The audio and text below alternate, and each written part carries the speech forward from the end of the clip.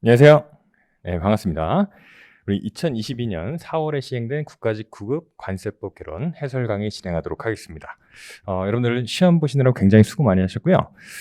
이번 시험 같은 경우는 전반적으로 좀 무난하게 출제가 된 경향을 보인다라고 말씀을 드릴 수가 있겠습니다. 그죠?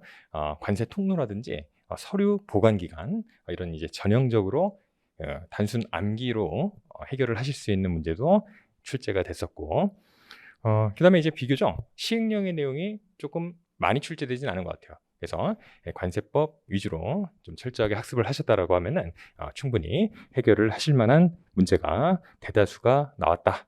이렇게 보시면 되겠습니다. 1번부터 보시면은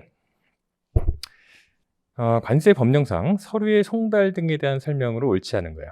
일단 3번인데 3번 같은 경우는 서류 보관 기간 중에서 우리 수리일부터 해가지고 2년 동안 보관하도록 되어 있는 서류, 보세화물 반출입에 관한 자료, 그다음에 보세 운송, 적재 화물 목록과 관련한 자료는 수리일부터 2년 동안 보관하도록 되어 있었죠. 그래서 3번이 정답이 되겠습니다. 그다음에 2번이고요. 3번인데 3조에 나오는 관세징수 우선이에요. 관세징수 우선은 관세를 납부해야 되는 물품에 대해서는 다른 조세, 그다음에 그 밖에 공과금, 채권에 우선해가지고 관세를 우선적으로 징수한다라는 규정이 있었습니다. 그래서 3번이 정답이에요.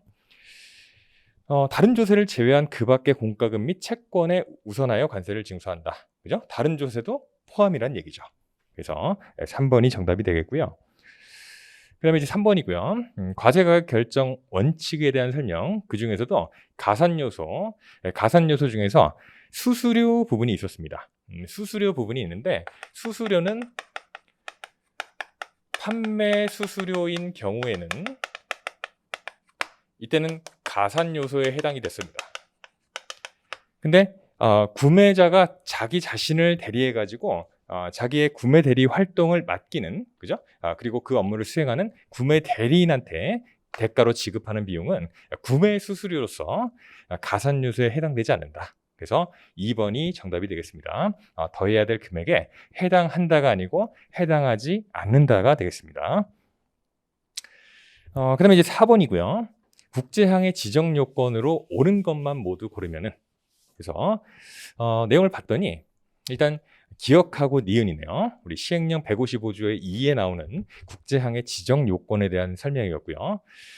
디귿하고 리을 같은 경우는 항구의 경우에 500톤급이 아닌 5,000톤급 이상의 선박이 연간 50회 이상 입항해야 되고요. 그다음에 공항 같은 경우는 정기 여객기가 월 6회가 아니고 주 6회 이상 입항하고, 그다음에 입국하는 여객수가 연간 4만 명 이상이어야 된다라는 요건이 있습니다. 그러니까 숫자 부분 잘 챙기시라고 우리 이론 시간, 그다음에 문제풀이 시간에도 이런 게 여러 차례 이제 설명을 드린 바가 있죠. 그래서 이제 4번 같은 경우는 1번이 되겠고요. 그다음에 5번입니다. 5번의 경우는 소액 물품의 면세 대상인데, 그 기준이 미화 600달러가 아닙니다. 미화 600달러는 여행자 휴대폰 신고서에 나오는 얘기죠. 그죠? 외국 여행하고 돌아오는 비행기에서 승무원분들이 나눠주시는 세관 신고서, 길쭉한 종이 있지 않습니까?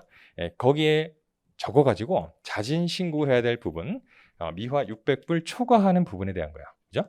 그래서 미화 600달러 이하인 경우는 여행자 휴대폰에 대한 면세의 기준입니다. 그래서 소액 물품 같은 경우는 미화 150불 이하인 물품인데 자가 사용 물품으로 인정되는 거, 이런 경우에만 우리 소액 물품의 면세를 적용받을 수가 있다는 것이죠. 그래서 이제 4번이 정답이 되겠고요. 6번 보시면은 관세 환급금의 환급에 대한 설명으로 옳지 않은 거예요. 4번인데 세관장은 매월 관세 환급금 결정액 보고서를 작성해가지고 감사원이 아닌 기획재정부 장관한테 제출을 해야 됩니다. 그걸 시행령 51조 3항에서 규정을 하고 있어요. 2번 잠깐 보실까요? 세관장이 먼저 확인한 관세 환급금이 있어요. 그렇다고 하더라도 그거는 환급 청구가 별도로 없다고 해서 세관장이 환급을 해줘야 됩니다. 아시겠죠? 그다음에 이제 환급을 해줄 때는 환급 사유를 확인했을 때 권리자한테 그 금액하고 이유 같은 상세한 내용을 통지를 해줘야 된다는 얘기예요. 그다음에 1번 같은 경우도 관세 환급금을 환급하는 경우에 환급받을 자가 세관에 납부해야 되는 관세하고 그다음에 그 밖에 세금이나 가산세, 강제징수비가 있다라고 하면 환급해야 될 금액에서 그죠? 만약에 환급해야 될 세액이 1,000만 원이다. 근데 그 중에서 그 납세자가 또는 환급 청구인이 세관장한테 납부해야 될 세금, 그다음에 뭐 기타 강제징수비, 가산세 등이 한 300만 원이 있어요. 그럼 1,000만 원 징수하고 300만 원 그죠? 나중에 다시 1,000만 원 돌려주고 300만 원 다시 징수하고 이렇게 하는 것이 아니고 거기서 이제 상계를 치듯이 한다는 거야. 300만 원 제하고 700만 원만 환급을 해주겠죠. 그래서 1번도 그런 내용으로 이해를 해주시면 되겠다. 7번입니다.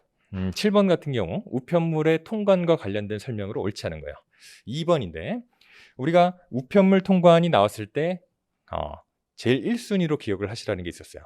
뭐였죠? 통관 우체국 장이라는 분이 우편물 통관에서만 유일하게 나오는데 그분은 세관장한테 굉장히 종속적이다. 그죠? 그래서 세관장이 시키는 대로 해야 돼요. 세관장이 결정해가지고 그 통관 우체국의 장한테 어떤 결정 내용을 통보를 해주면은 그 내용에 따라서 그죠? 자기 의지가 아니에요. 세관장이 알려준 바에 따라서 그 내용을 수취인 등한테 통지를 해줍니다. 아시죠? 자기 주도적으로 할 수 있는 일이 없다라고 보시면 되겠다. 그런 맥락에서 2번 보시면은 세관장은 우편물에 대해 관세 징수를 하려는 경우 세액을 누구한테?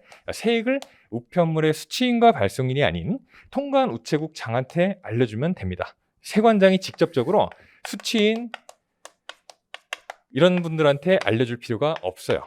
통관 우체국 장한테 세관장이 알려주면은 그걸로 끝이에요. 자기 할 일은 다 한 거다. 그죠?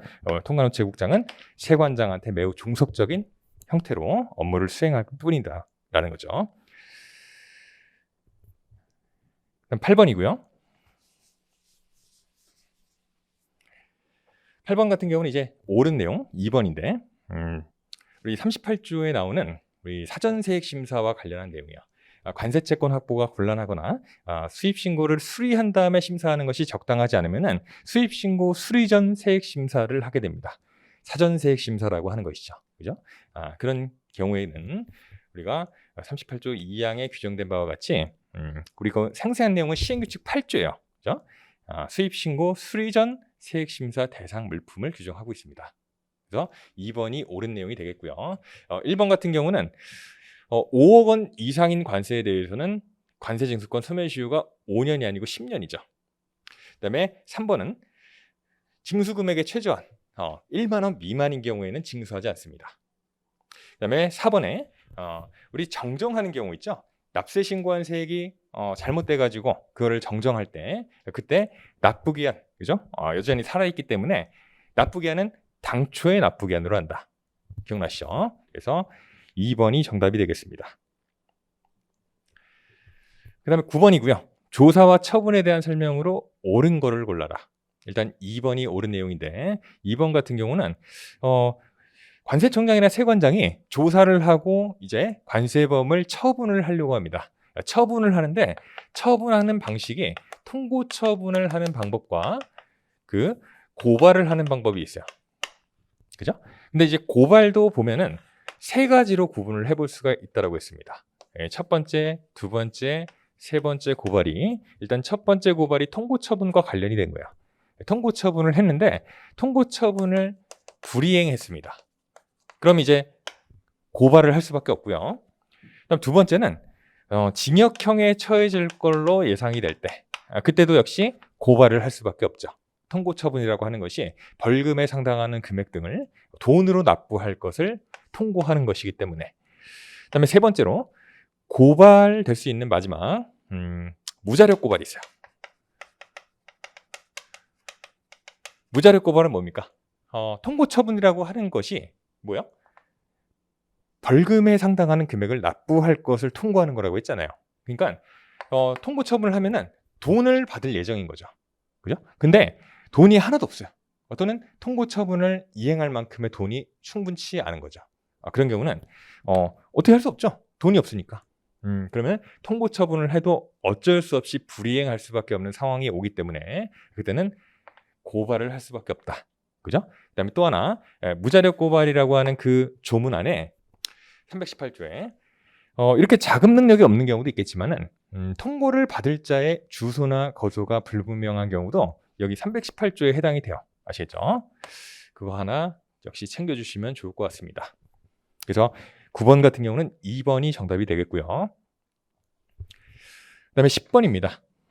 10번 같은 경우는 1번에 계절관세와 관련된 내용인데 계절관세 부과 기준은 국내외 가격차에 상당한 율의 범위에서 기본세율보다 높게 관세를 부과하거나 그 다음에 낮게 인하 부과를 하는 경우라고 하면은 100분의 40의 범위율을 기본세율에서 빼고 관세를 부과할 수 있다라는 내용이죠. 그죠? 그래서 만약에 기본세율이 8%다 또는 10%다 그럼 거기서 최대 얼마까지? 40%의 율까지 빼줄 수가 있다는 얘기예요. 그죠?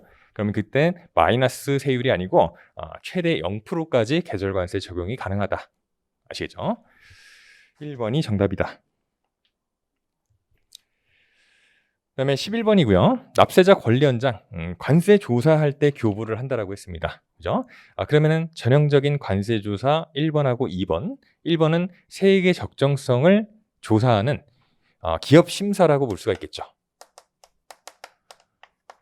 근데 2번 같은 경우는 범칙 사건 조사예요. 범칙 사건 조사의 경우고, 그다음에 세 번째는 역시 징수권 확보를 위해서 압류를 하는 경우에 납세자 권리 연장을 교부할 수가 있는 사유로 규정이 되어 있고요. 그러니까 마지막으로 보세 창고가 아니고 보세 판매장에 대한 조사를 하는 경우라고 하면은 납세자 권리 연장 교부 사유에 해당이 됩니다. 그래서 4번이 잘못됐어요. 보세 판매장으로 바뀌어줘야 됩니다. 12번이고요. 관세 통로에 대한 설명으로 옳지 않은 거. 우리가 관세 통로, 통관역, 통관장 누가 지정을 하는지를 여러분들 암기를 해주시라고 말씀드렸어요. 그래서 만약에 암기가 잘 되어 있었다라고 하면은 3번에 통관역, 세관장 이 부분이 잘못됐다는 거 한 번에 그죠? 한 3초면은 정답을 고르실 수가 있는 문제예요. 그죠? 늦어도 10초 정도. 그죠? 이런 것에서 이제 시간을 세이브를 하시는 겁니다. 그래서 여기서 세이브를 하신 시간을 조금 어려운 문제, 난이도 있는 문제에서 한 1분 30초 정도 할애를 하시는 거예요. 아시겠죠? 그렇게 이제 해결을 해나가셔야 됩니다. 아시죠? 이런 것들은 거의 기계적으로 확인을 하고 넘어가실 수 있을 정도로 그렇게 숙달이 되어 있으셔야 된다. 신고 서류 보관 기간도 마찬가지고요. 아시겠죠? 그 다음에 이제 13번이고 과세물건 확정 시기하고 적용 법률에 대한 설명으로 옳은 거 1번이죠. 보세건설장 반입된 외국 물품 사용 전 수입 신고가 수리된 날에 시행되는 법령에 따라 관세 부과한다. 왜 수리된 날이에요? 이게 전형적인 패턴으로 사용 전 수입 신고가 된 날이라고 많이 바뀌어서 나와요. 그 수리된 날을 적용 법령 시기 또는 적용 법령 시점으로 규정해 놓은 이유는 가장 합리적이기 때문입니다.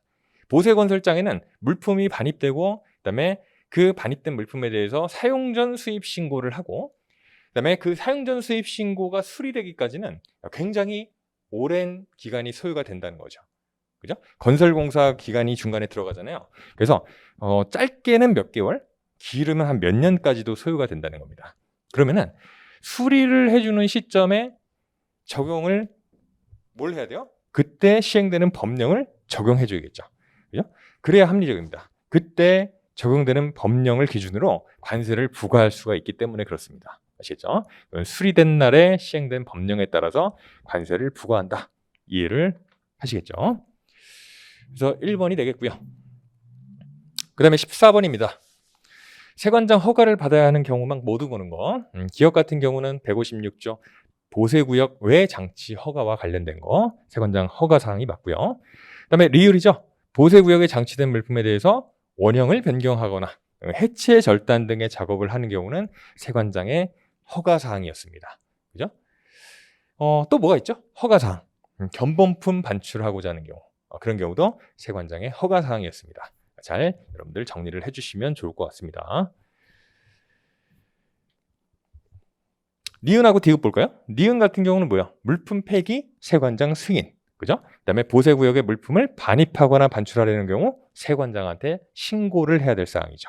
아시겠죠? 니은하고 디귿은 허가와 거리가 멀다. 그다음에 15번이고요. 15번 같은 경우 통관과 관련된 설명으로 옳지 않은 건데 1번이 보이시죠? 원산지 표시를 해야 되는 물품의 원산지가 부정한 방법으로 되어 있습니다. 그죠? 근데 그 위반 사항이 경미할 때 일단 고치도록 한 다음에 보완 정정하도록 한 다음에 통관을 허용할 수가 있는 것이지 경미하다고 하더라도 통관을 먼저 허용해주고 사후 정정을 하도록 할 수는 없습니다. 1번이 잘못됐어요.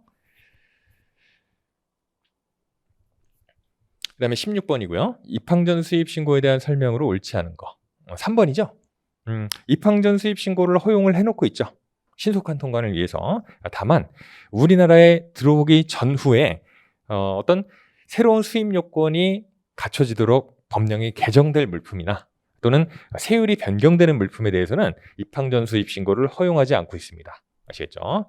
그런 경우에 해당 물품을 적재한 선박 등이 우리나라에 도착된 후에 수입 신고를 해야 됩니다. 그래서 3번이 잘못됐고요. 그 다음에 17번이고요. 통관 보류 사유. 4번이 잘못됐어요. 모두 이제 237조 1항에 규정되어 있는 통관 보류 사유 중에 하나고 1번하고 3번은 정확하게 규정되어 있는 내용인데 4번 같은 경우는 이런 내용이 규정되어 있지 않습니다. 그래서 4번이 정답이 되겠어요. 그 다음에 18번이고요. 세관 및 관세청에 각각 위원회를 두고 있는, 그죠? 그러한 위원회는 관세심사위원회겠죠. 왜 관세심사위원회입니까? 우리 124조에 규정이 되어 있는데 관세심사위원회는 심사 청구를 할 때 결정권자가 관세청장이에요. 그죠? 그래서 이때 위원회는 관세심사위원회는 관세청에 두는 거고 그 다음에 이의신청을 하는 경우도 이의신청. 이때는 결정권자가 세관장입니다. 그죠? 그렇기 때문에 세관에 둬야 돼요. 심사위원회를. 그럼 또 뭐가 있을까요? 과세전 적부심사. 과세전 적부심사. 적부심사는 세관장이나 관세청장한테 하도록 규정이 되어 있습니다. 그렇기 때문에 이것도 세관장한테 하는 경우는 세관의 관세심사위원회가 있어야 되고 관세청장한테 하는 경우는 관세청의 위원회가 있어야 되죠. 그래서 둘 다 각각 둬야 되는 것은 2번의 관세심사위원회죠. 2번이 정답이요. 그 다음에 19번이고요. 사례가 이렇게 잔뜩 나왔는데 결국에 묻고 싶은 거는 뭡니까? 여기서 입항 절차를 완료하기 전에 뭘 한 거예요? 입항 절차를 완료하기 전에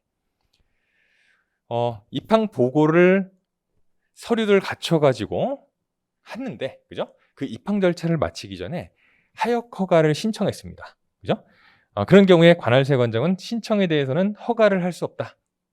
할 수 있습니다. 140조 1항에 물품의 하역과 관련해 가지고 어떤 입항 절차를 마치기 전이라고 하더라도 세관장의 허가를 받았으면은, 그죠?